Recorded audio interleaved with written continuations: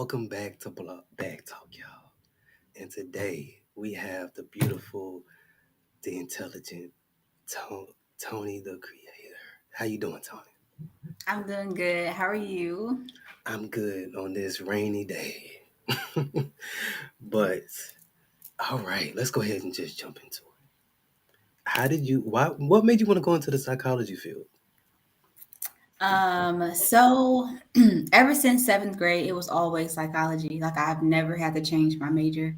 I was always interested in people, why they do what they do, their behavior, their thoughts, their beliefs, and things like that. And psychology was the best option for that. And also, initially, I wanted to be a psychiatrist, which was to actually prescribe medicine, but I didn't want to go to school for 8 years, so I settled for psychology.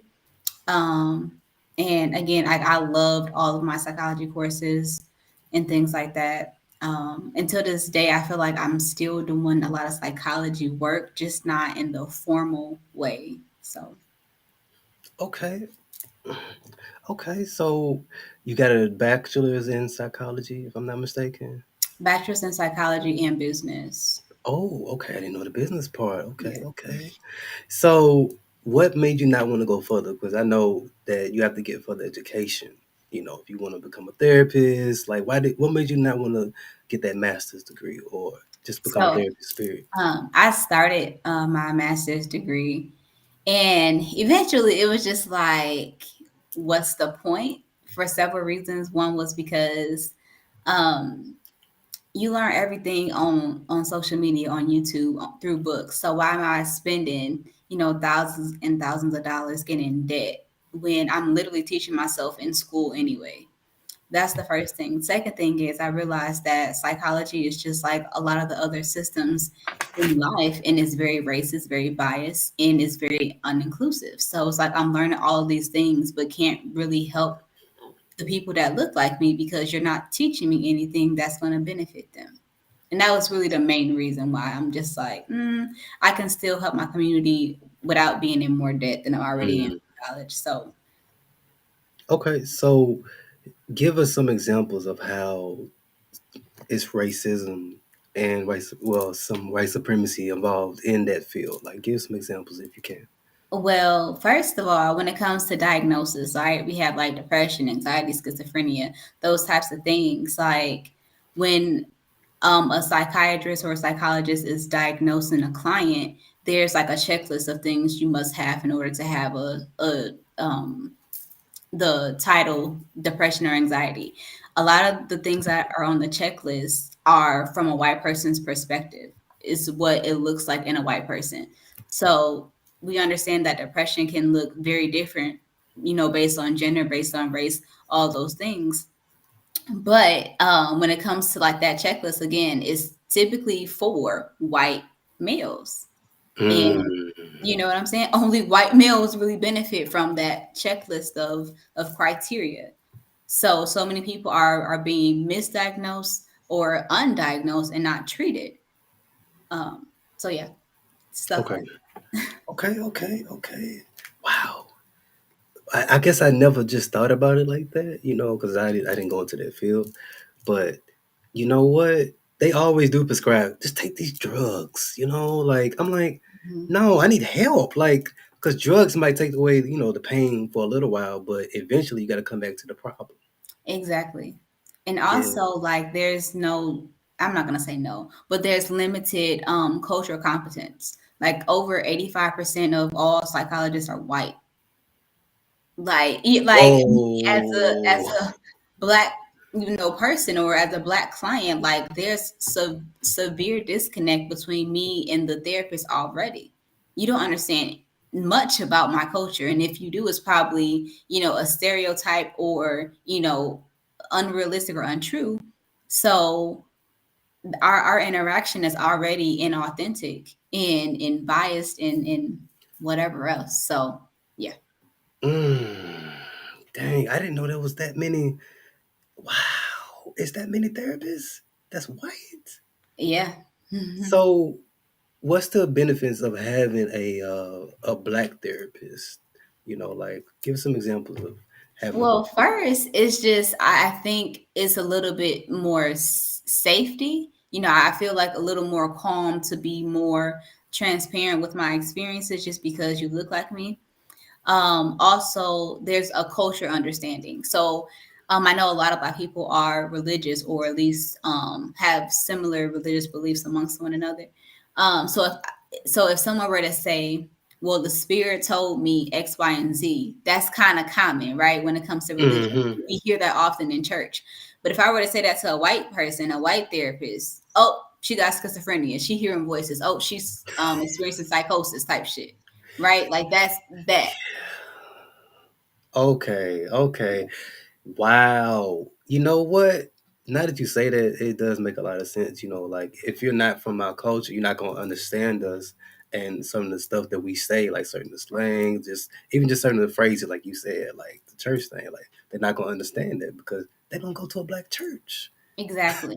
They don't have that And experience. exactly. And another example is the psychiatrist, she was saying how a nurse was writing notes about a patient saying that he was experiencing psychosis. So the black practitioner goes into the patient's room, and the whole time he's just rapping rap lyrics. And it's just like what? It's just What? things like that. Yeah. That's okay. That's asinine. You know what? That is just what?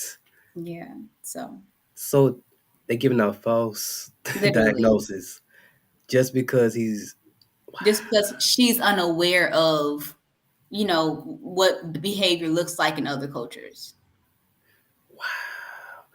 yeah, okay, yeah. We need more black therapists because this got to stop. Because we just can't be giving us all these false diagnoses, just prescribing pills and nah, nah, nah, nah, Mhm. nah. Like my friend, I have a friend and he will only go see a black therapist. He said, "Look, I don't want to see nobody else." Mhm. Because they just won't be able to understand me because like they always try to prescribe them something as a little kid. He was like, nah. So in Yeah, his adulthood, he's like, I'm getting away from that. But absolutely. okay, okay. So you didn't further and get your master's. So you did your research, and so you wrote a book. What made you want to start writing children's books? Let's go into that. Well, one night I had a dream that I became an author. Like my dreams are so vivid. So one night I had a dream and I saw myself sitting down like signing books for people. So the very next day I started writing. I started writing, just randomly started writing a book. And it wasn't a children's book. That wasn't the first book that I started writing. Mm, But the children's book is the first book I actually published. So mm. yeah, that's Okay, what okay. happened. Okay, okay. So you had a dream. Okay. All right, Dr. King, you had a dream out here. All right. Dr. King. She had a dream out here. All right. Okay, so wow. Okay, so you said you now I was listening to an old interview. You said you published yourself and but you also had another company that was publishing you, but something happened and it didn't work out. So go into that if you don't Yeah, so my first several books I self-published. And the first time it was pretty difficult because I had no idea what I was doing. But once I figured it out, it was very easy to self-publish. But then like while I was self-publishing, I was also sending out like summaries of my books to traditional publishing companies. And one of them reached out to me and was like, "Hey, we like your book, Thanksgiving with the Bully. We like to um contract you and all of those things." I'm like, okay, cool. Everything was perfectly fine. It was just the person that was working on my book, she had quit. And then the illustrator we had moved away, and it was just a lot of extra stuff. So I'm just like, let's just another time, because it was too much going on for me. So it wasn't nothing bad. It was just bad timing, I guess. Too much going on. But Okay, so now, like I told you before we got on, I did research on you, yeah. and I went through your IG. You got Tabitha Brown reading one of your books. How, Yeah. like how did that happen? Like, I'm like, she out here moving Oh, these books. oh, you was doing research. That is Oh hilarious. yes, I'm thorough. Let's go. Um, Okay, so what happened? Okay, so basically, once I got my books, I just started sending my books out to black influencers and black famous people, and I didn't know what would happen. And one day, Tabitha Brown was on Instagram, and I saw her with my book. I was like, oh shoot! Like that's really what happened. Like I sent it to her. I sent it to like Cardi B. I was sending my stuff to any and everybody. I'm like, whoever get it, you know. And if something happened, something happened. Like so, yeah. That's Okay, so when you sent your book to Tabitha Brown and all those other influencers, did your sales go up after that? Like what happened? my I got a few followers from that, but like nothing extravagant happened. Okay. No. And that was honestly like Miss Tabitha Brown was like always popping, but that was before she was like how she is now too. That was like 2.5 years ago, if I'm not mistaken. Like when it Okay. first happened. Okay. Okay. I thought this is when she was like, cause she got a big following, She right? has a huge following. And she still had a decent following back then, but like she's it now. Like she's it. Okay. Okay. Now I saw, that you were using Spanish in some of your books. Go into like why you use Spanish, why you infuse that with your books. What was some of your So books? I don't speak Spanish, but I do understand how important bilingual books are, not just for like the people who speak Spanish, but also for Black people. Because like if you think about it, when you're looking for a job, often jobs pay more when you're bilingual. One and two, they say that children who are bilingual have a better success rate in education and in their actual relationships. So that's why I wanted to incorporate Spanish into some of my books. You know what? When I meet people, 'cause I travel, right? And when I met people from other countries or just different places, I don't know. It's like they more. Well, let me be specific. When I meet black people that speak different languages and all that, like you can tell like the different intelligence. And not saying that we're not smart. That's not what I'm saying. Right. But it's just you could just see like all right, I mastered this. Let's master this over here. You know what I Hmm. mean? So it keeps them going. Like, all right, I knocked this down. Let's keep it going. So okay, I can Yeah. see what you're saying about it. That all right. So let's jump into it. we go. I'm letting y'all know now. You might need to get out the car right now because we about to go in. You might need to jump out the car right now, or it might be too late. Um, why is reading demonized in the black community? Well, so I believe that reading is demonized. I don't know if I want to use the word demonized. I know you're talking Okay. about my first blog I wrote like a few years back. I wouldn't necessarily use the word demonized today. I would just say like avoid it. It's more Mm, so avoided than anything. And is I feel like a part of it is because of slavery. Again, like reading equal death literally. Like reading equals death back in the slavery times or whatever. And oftentimes we don't unlearn these things after generations. So I believe that we still have that fear, even though it sounds kind of like what, but like subconsciously there's still that underlying fear that if I read, something bad will happen. Because even in the 60s, a lot of Black people went to jail for being in libraries. Like, what? mm. So, so that like there hasn't necessarily been a great association with reading, with learning for Black people. Um, and also, it's really not being taught that much either. So, yeah. Ooh, wow, she gave us a history lesson. I like that. I was a history major, so I like that. Wow. So once again, I did my research. Why? So you posted and you were saying that they use third grade reading levels to determine if a jail is going to be built. Go into that. Why is that? So the theory is that if a child can't read at a third grade level while they're in third grade, Um, it determines how many beds they're gonna need for a jail cell or whatever. Um, and they concluded that if you can't read at a third grade level while you're in third grade, that you'll eventually drop out of high school, which then will lead to criminal behaviors, which will lead you to jail. That was the theory. Mm, okay. Interesting. Yeah. Because when I saw that, I was like, third grade? Yeah.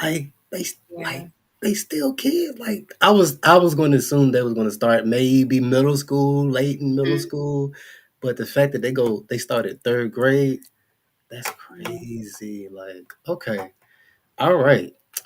How does the lack of inclusion in books affect children, like black kids, like when they don't Um, see themselves, in books, like how does that affect them mentally?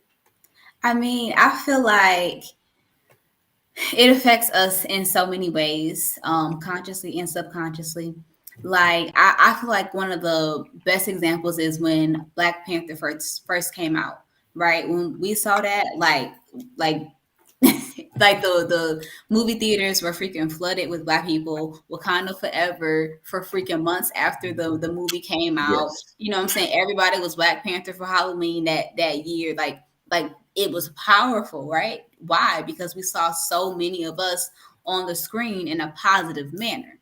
So the same thing with books. Like a lot of books do not look like us at all. Like the authors are not Black, the characters are not Black. And even with TV shows as well, it's like a lot of the main characters are white. And then if there is a Black character, they're either slow or, like either slow or a criminal, or you know what I'm saying? And it's like that's not what my experience is what my experience is with Black people. Like what? So the reason why I do create books that look like people that look like me is because like it matters. Like it increases self-esteem, it increases self-image, things like that.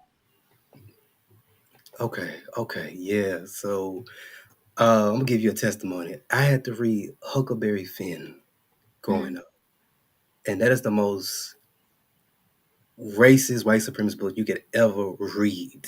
I don't know if you ever read that book or not. I haven't. I'll put it to you this way. It's a bunch of niggas in there. Like it's a bunch of white people calling people niggas. Look, yeah. And the fact that they kept it on the reading list is insane to me. So I definitely understand that. But it also having the right books to read, is important as well. So that's yeah. But also they had us reading like a lot of like white books, and I'm like, I don't care about these white people. I'm just look, I That's just really don't. what it is. Like I believe that there's a heavy correlation between the low literacy rates in Black kids and the representation that's not in books. I don't care about nothing that don't look like me, that doesn't resemble me, that's not relatable. I don't give a fuck about Sarah. Who's Sarah? Like, Who's Sarah? okay, like for real. Like I care about Keisha. Okay, Jay Vine. Like where y'all at? Right, Jamal. Like, you know what I'm Exactly. yes. You know what's so crazy? So I avoided reading, if I'm being honest. Like I didn't really get into books until my uncle and aunt bought me books because they wanted me to read because they knew the power of reading, the power of knowing words and looking up words. So they gave me the first book they gave me was the book called The Pack. And it's a great book. It's about these kids that make a pact that they're going to make it to college and make it out the hood and not be a statistic. That was actually a good read. And then the next book they gave me was the autobiography of Jermaine Dupri. And I could read that book. Oh, I've read that book at least 10 times. Yeah. Like, so giving people the right books to read that shows their being represented on there, like, is definitely powerful because that helped me to continue reading. Now, don't get me wrong. I started reading some bullshit. I read Master P's brother's book, C. Murder. I read his book that he wrote because he's an author as well. and he's good at storytelling. I'm gonna be honest with you. It was kind of dark, but it was a good story at that. So that's how I got into reading. I still read to this day. But moving on. All right. So I went on your page, your little website. Not a little website. Big website. I didn't mean to say it that way. Thank you. I ain't gonna look. My bad. Okay. Wrong word. Put Wrong some word. respect on my website. Yes. Yes. Big respect. Whew. Now, when I was reading, I had to write this down because I was like, I gotta ask her this.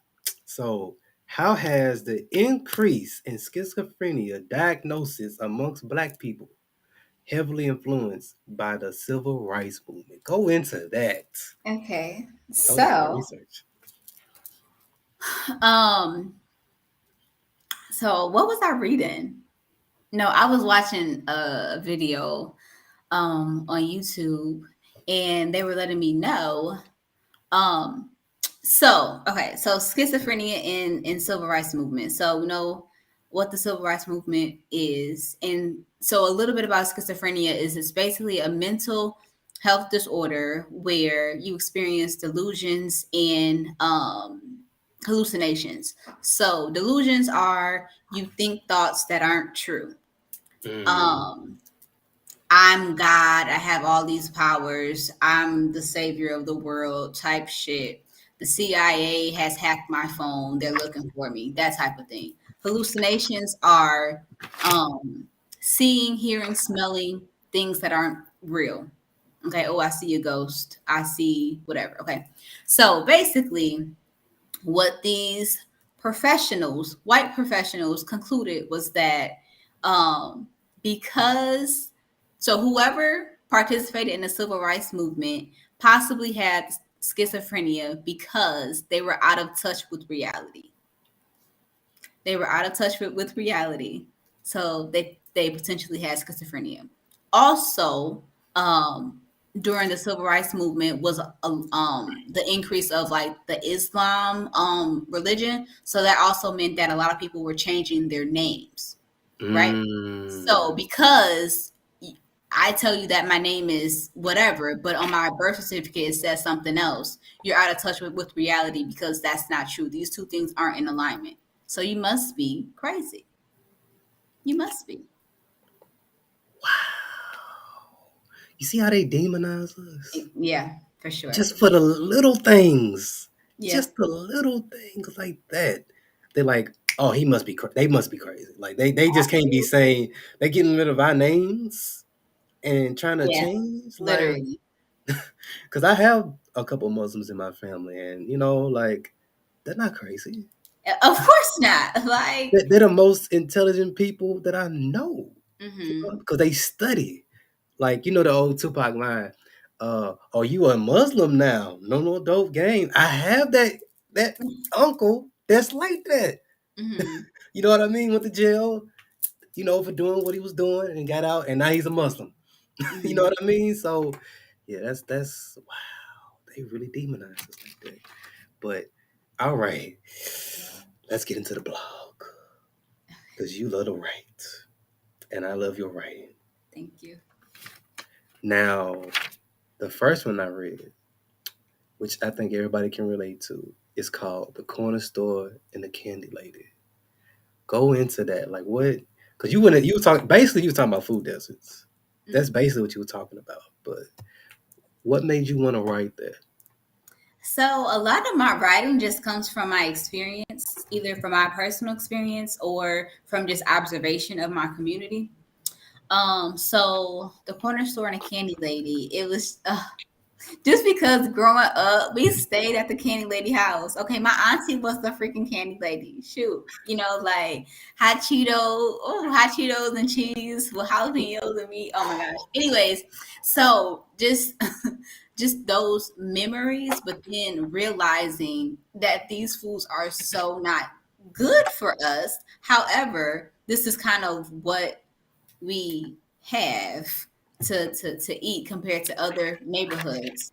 Um, but it was just like kind of bringing awareness to the foods that we consume, and I guess kind of bringing alternatives to how we could change that. It's, I don't know. Yeah.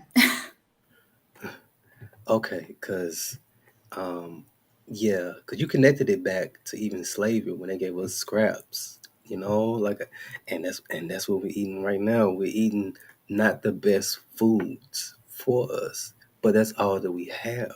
To a certain extent. Now, there are certain cities, of course, where you can go to a market. Like, for example, like I have a friend in New York. They can go to a market that's owned by some Caribbean people and get some fresh fruits and vegetables that can last. You know what I mean? So certain communities have it some good, but that's just a small percentage. That's not the overall, percentage of our communities that have that or have that available And to them. I feel like it's just so layered. It's so layered because it's like, Hmm. okay, most of the, like, in a lot of communities with black people, like, you see liquor stores, corner stores, and gas stations. Like that's for miles, right? And then, like, of course you have like the Walmarts, the Krogers, the whatever the case may be, but it's like a lot of people don't have transportation to even drive to Walmart or whatever. The corner store is in walking distance. The gas station is a walking distance. So there's that. And then two, if you want to have more healthy foods, that means you have to go to the grocery store multiple times a week. Like, fruits don't last that long. Vegetables don't Hmm. last that long. Hmm. So Hmm. people don't got time to do that. Like, parents out here working 2, 3 jobs. Like, it's so layered that it's like, I understand why we eat the way we eat. It's still not necessarily the best, but I understand as well. Yeah, yeah, of course. Like you're not gonna go all the way to Green Hills to go to Trader Joe's, like, and you live all the way in Antioch, like that's, you know Exactly. what I mean? Like that's Exactly. ridiculous. And especially with these inflation, especially early in the with these And gas gas prices. prices too. It's a lot. Yeah, so I agree. It's definitely layered. Yeah. Now let's go into the one that was controversial.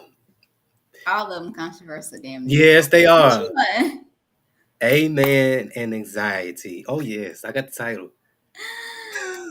You was going in talking about how mental health is it's like it's not promoted in the church. So go into that. Why is it not promoted in the church, or if it is promoted? Um, if we're being honest. I don't think mental health is really promoted in the church, mainly because um, for a lot of pastors and preachers, God is just the answer. Just pray about it, pray it away. That's literally the extent of many issues that people experience. Is just pray it away. Just be patient. Just wait your time, and that's it. And it's just like, that don't even make sense, bro. Like, there, honestly, I feel like, as much as there are deacons and ushers in the church, there needs to be at least 1 to 2 therapists in the church. Like, yeah. Okay, yeah, because the thing, God take care of it. Jesus will take care of it. Don't worry about it, baby. You know how the church women talk. Yeah. Don't worry about it, baby. Everything Yeah. gonna be all right. Just pray to God, baby. It's Crazy. like, okay, all right, cool, but I need Now more what? than that. Exactly, Right. like I need more than that. Right. And So, I think part of it is also that the church don't understand it. They're just mm, hyper focused on the Bible, and that's it. And it's like life is more than just the Bible. So yes, and I was reading how you were saying that some of them might need to take a course in mental health, yeah, or get. I don't know if you said license or go through some schooling, but I think you said like, something. okay, okay. So they should go to school and learn some shit, pretty much, like. Like, literally, because like, when you're dealing with people, you're automatically dealing with their mental health status. Like Mm, like you know what I'm saying? Oh no, I definitely understand. Like, cause you're leading the what they call the flock, and if you can't deal with them mentally, Yeah, you lost them. Like, lost. you didn't do your job. Yeah. If we're being honest. Um, Now the white supremacy in me, the next blog. Go into that, cause that was deep. You had me looking at myself like, let me do some. Am I For like when you sure. talking about the whole people praising the little white girl for rapping little dirt lyrics, and I'm like, I haven't done that myself because I don't care about that shit. Like I don't care about Eminem. Like we got Busta Rhymes and Tech Nine. We don't need Eminem. You know what I mean? But I have seen other people praise other people that don't look like them for just doing like stuff that we already Yes. been doing. So Right. go into that article. Oh, So I think that was like the last article that I wrote. The white supremacist in me basically just talks about how we are a product of our environment, and because our environment is racist, we, either consciously or subconsciously take on part of that racism, and it's kind of in subtle ways. It's moving out of the way for white people, even though that they didn't say excuse me. Like it's praising non-black people for doing basic things that your cousin, your mama, your homeboys do all the time, and you don't even like comment or share their work. Like it's changing what your appearance look like at work, and then looking like something else when you at the cookout with your family. Like why are we code switching everything to fit in, to get more close to whiteness? For what? There, yeah. okay. I'm glad you brought it up. Oh, what's your thoughts on code switching? Like, because Oh, I you said don't code switch. I used to. I'm not gonna lie. I'm not gonna lie. I used to, but again, like that's when I was younger. Now, no, am like no. And I mean, if you do it, you do it. Cool. Like I mean, to each his own. I'm definitely pro-choice, but like for what? To make somebody else feel comfortable? Like why does my hair bother you? Why does my tone bother you? Why does my words bother you? And that's not even my problem. That's your problem. yeah, if you I don't know, you got family members that grew up in the 90s and 80s. If you notice, like they had to wear their hair a certain type of way, like they couldn't have our hair like this. Like it would be like, no, you need to cut that. It's always you gotta cut it. It's never Mhm. like, no, you can wear whatever you. Of course, it's somewhat changing with the Crown Act, being approved or whatever in certain cities, but it's like our hairstyles are a problem to people, whether it's Mhm. cornrows. But here's the thing, Aaron or Chad can walk in there with a bun. Right. They can walk in there with their hair down, looking like Hercules and stuff. Okay. But we come in there with our locks, we come in there with our braids, our Mhm. afros, you know, and it's an issue. And it's like, wow. And here's the interesting thing, because I work with certain black companies. There's certain black companies that have that mindset. Yeah. That's like, nah, that's unprofessional. So what's professional? Right. What is professional? You know what I mean? Like, so if this is unprofessional, so me having a fade is professional, like, Right. No, for who, real. what are we doing? Like, have you taken on that white? Do you have a white supremacy in you? For real. And it's like who determines what this is? And if you really trace it back, it's always a white man for the most part. Like they determine everything, and most people follow it. Yes. It's this whole cookout thing. Look, I don't even use that shit. That shit is ridiculous. And you spoke about it in your article, and I was like, I can relate to that. I'm tired of hearing people talking about some cookout. What They cookout? For invited to one, the cookout. Who cookout? No, they not. Ugh. no. Leave your nasty ass potato salad with raisins Okay. with your mama Okay. and them. You hear me? Like, I don't want your nasty, unseasoned chicken. No, Exactly. keep that with your people. But wow. But your blogs are just like, why'd you stop? Well, because I have so much going on with my business, like it was, yeah, it was becoming too much. And then I don't know what else to write about, honestly. So that's part of it. Okay, okay, because I need some more blogs. Because look, you going in. I do be going in, but and it's so wild because like sometimes I do feel like I be going in too hard, and I think it's only because again I was brought up heavily in the church home, and I know a lot of my following are the people who are still heavily in the church. So it's like I don't be trying to offend them too much, but it's like y'all, especially like my parents and my grandparents, like heavily Christian, heavily, and I think that's really part of it. Trying not to step on toes too hard, I understand. but yeah. I look, do what you do. Just leave me alone. That's how I don't argue with people. No, I used to argue with the Look, all right, let me put this pen down. I used to argue with the Hebrews. Really? I don't do that no more. Look, just leave me alone. Mm. You know what? Just leave me. You do you. I'll do me, and we can be free. Like and be in our own worlds. Because Right. certain people can't understand, you know, like Jehovah Witnesses. They keep coming to everybody. No, leave me alone. I don't Yeah. want Jehovah. I'm good. I don't want Jehovah. Like, look, I get it. Y'all found the white religion. Yeah, I said it. Y'all found the white religion that I guess helped y'all. All right, cool. I don't want it. Mm. And Yeah. I'm cool with certain people, but it's just like, leave me alone. Sometimes I gotta, woo, you know, when I'm talking to them, like, hold on now. Because, there's some people that would like to debate you. They will not, they like to press on you, especially during Mormons. Mm. They are the worst. And I'm just gonna go into make a long story short because I'm gonna get back to you. I remember, so I studied all religions, right?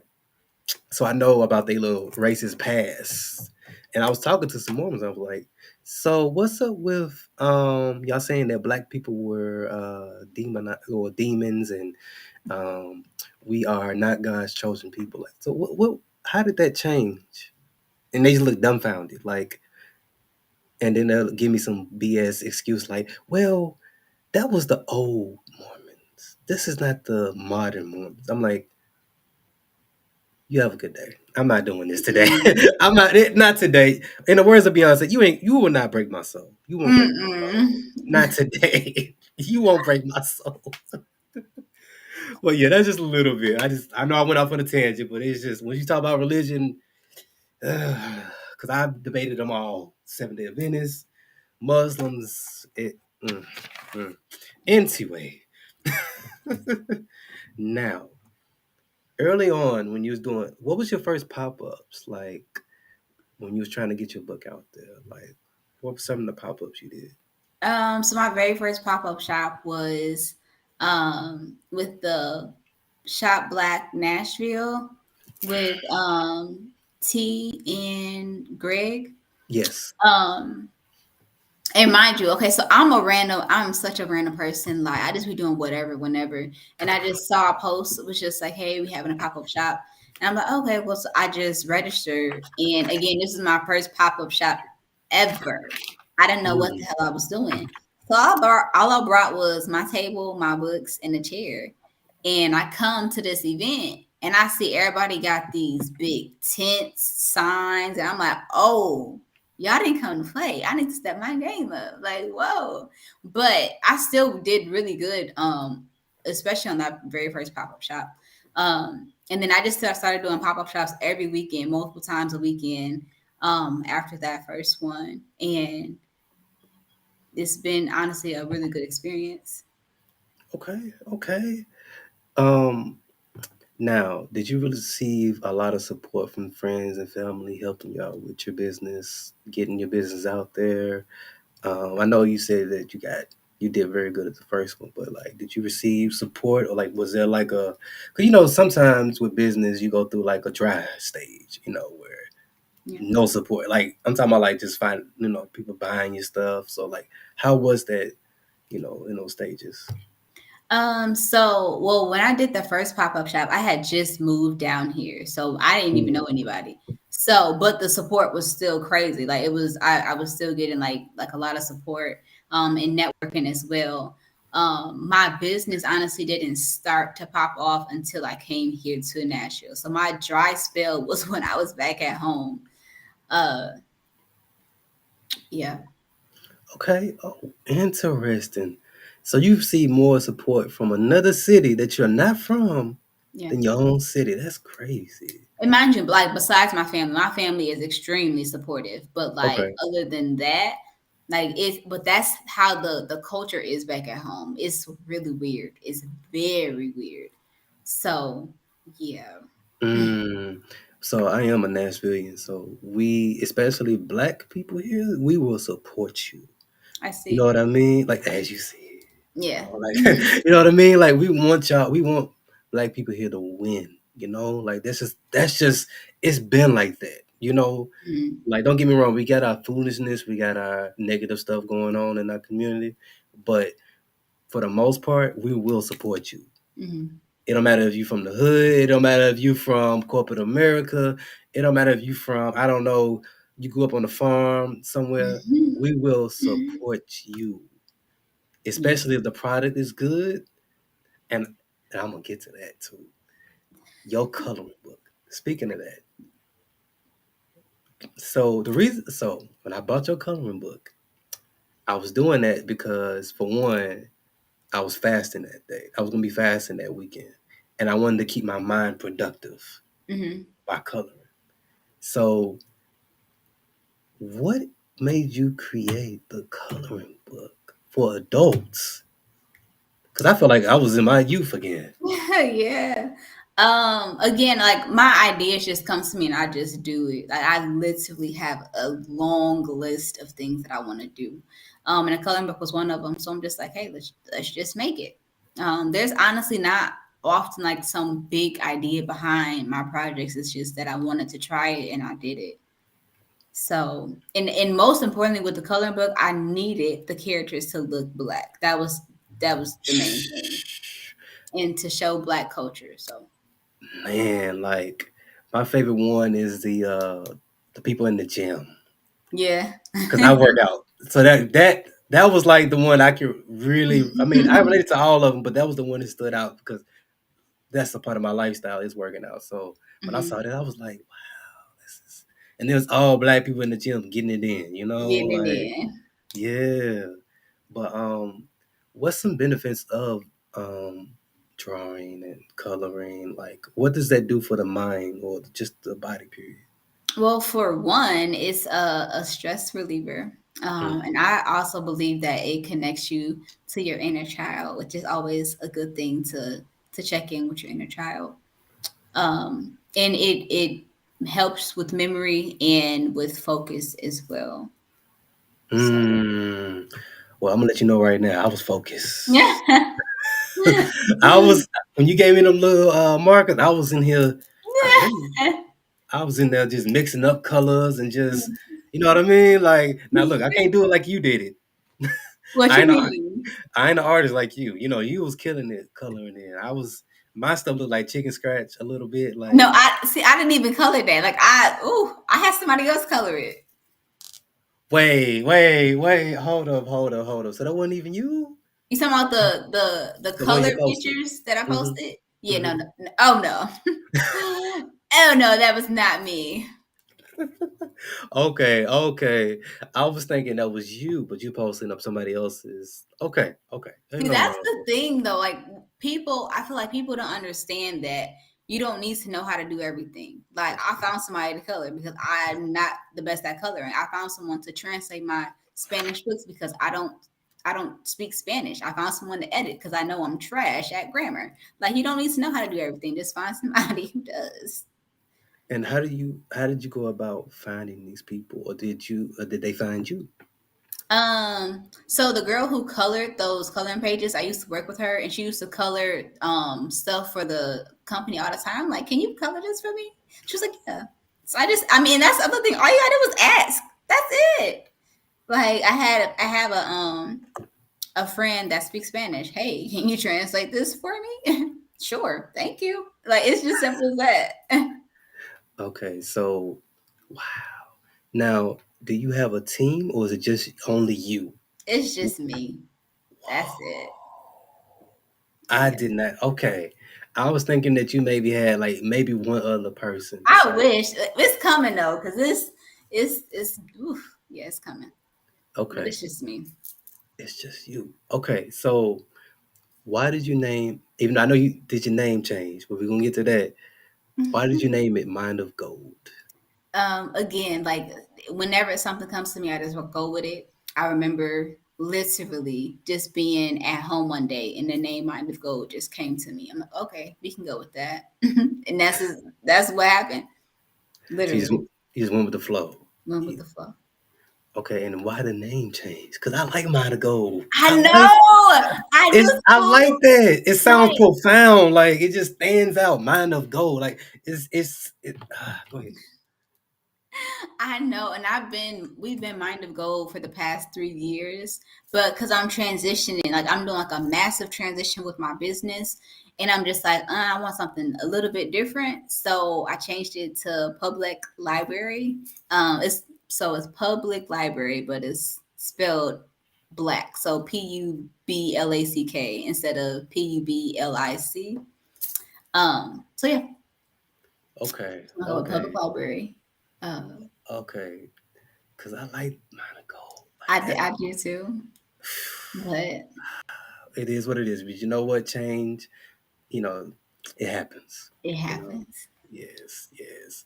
So, where do you see your business going in the next couple of years, or just down the road? Period. So, so our business will be a media publishing company. Basically,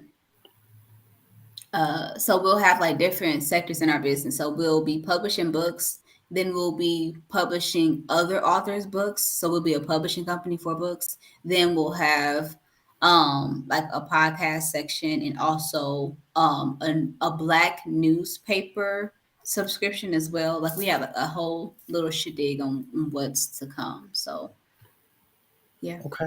Okay. Now, your podcast, Hmm. because you're a podcaster as well. Yeah, I've been doing everything. That's why you're the creator. I mean, That's we all creators in our own right, in our own right. way. What made you want to start the podcast Thermostat, right? If I'm not mistaken. Yes. What made you want See, again, like I just believe life is really just about experimenting. And one thing I'm going to do is experiment. And whenever I have an idea, I literally execute. And a podcast has been on my to-do list for a few years. So I'm just like, okay, let's just start it. And I wanted to talk about emotions. So Thermostat came about where we talk about emotions through our life experiences. And it's I honestly think it's a way of like self therapy, honestly, for me, and I'm just sharing it with other people. Me being more vulnerable than I really ever have been, and yeah, Okay, okay. All right, you want to play? You mind if you want to play a game with me? It's called Quick Time, what's and so I give you two suggestions, and you choose one. okay? All right, you ready? Yeah, Ebooks. Would you rather read ebooks or physical books? okay. I ebooks just because like it takes me a long time to read a physical book. Like I'll okay, so how about this? I'll listen to an ebook, but I still need the physical book even if I don't read it. Okay, I like that answer. All right, now this might. I mean, it's easy for me, but I don't know about you. R&B or rap? R&B. Okay, and why? I really don't listen to rap. Honestly, Mm. I genuinely don't, and I don't want to sound like one of them. but them lyrics just don't be sitting right with my spirit on some real shit. Like on some real shit. So I listen to it, but I'm not gonna lie to you, R&B can be toxic as well, especially a lot of the women music when it comes to relationships. But I'm very like specific about the music, and not even just music, but the music, the people, and the environment I surround myself around. Okay, okay. All right. Dang, you going deep with these answers. All right. Uh Jamaica or Ghana? Ghana. And why? Um, I honestly, I don't know. Because it's Africa. I mean, that's my answer because it's Africa. Okay. All right. That's simple. I got you. All right. Podcast or YouTube? Hmm. Are you saying like to for me to listen to or for me to? Yes. For you to listen to, yes. I say YouTube. Okay, why? Why YouTube? Just because I'm more familiar with YouTube. Mm. Uh, and honestly, that was like one of the first things I started a YouTube channel some years ago. But yeah, All right, it now was. this last one. Some people in Nashville might get on you. ah, Princess Hot Chicken or Hattie B's? I'm a vegetarian. I haven't had either. Okay, all right. She got it there, y'all. I'm she a said vegetarian. she danced her way out of that one. Yeah. Ooh, you gotta I love it. say my answer is Southern V. They're Okay, so good. Woo! Or okay. Jamaican Ooh, Way. So good. I got one for you. Okay. Wait. Have you tried all the vegan spots here? Probably. I've tried the black vegan spots. That's what I'm. Okay, let me just say the black ones. Yeah. Okay, Southern Via Vegelicious. Southern V. Okay, why? Go ahead. Um, I mean they're both good, but Southern V just got that they got it.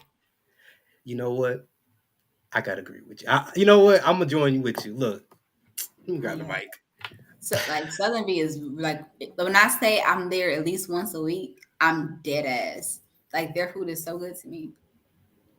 That those hot chicken biscuits that they have. The breakfast, Oh my god, that's some crack. That is some crack. Even I mean, really, just even like the waffles and oh my god, and like the all chicken, of it is really. Even the drinks are like everything is the really good. smoothies, Yes, and they lemon bun cakes. Uh, so the yeah, chocolate chip cookies, like everything, and it's all vegan. That's the thing. It tastes that good, and it's all vegan. and look, I'm not even vegan, right? I'm not even vegetarian, but I will go there and get that good food and be happy. You know what I Yeah, mean? Like, and I'm gonna be honest with you, some of these white vegan restaurants be bad. They don't I know how don't to even try season it. it. They don't know how to season. Like it's like the best thing they got is salads, if I'm being or desserts. Other than that, they be trying to like make the wrong combinations, but we're not even gonna I go don't down that even try road. No, I feel it. Look, I ain't been there in years, so it. you ain't missed nothing. Um, well, thank you for coming on, Tony. This was fun. This was fun. Absolutely. Thank you for having me. This was very informative. Where can people check you out if they want to support you, your books, or just read your blogs, or just check you out, period, on social media? So my Instagram handle is public library. My website, as of right now, is mindofgold.org, but that's probably changing soon. So yeah. Okay. All right. Well, you can find us on the Rako Radio, on the Rako Tube, Spotify, Stitcher, Apple Music, SoundCloud, and all them other white platforms. But come right back to On the Rako Radio, on the Rako Tube, because it's uncensored and it's free. All right. We'll see y'all again. Peace.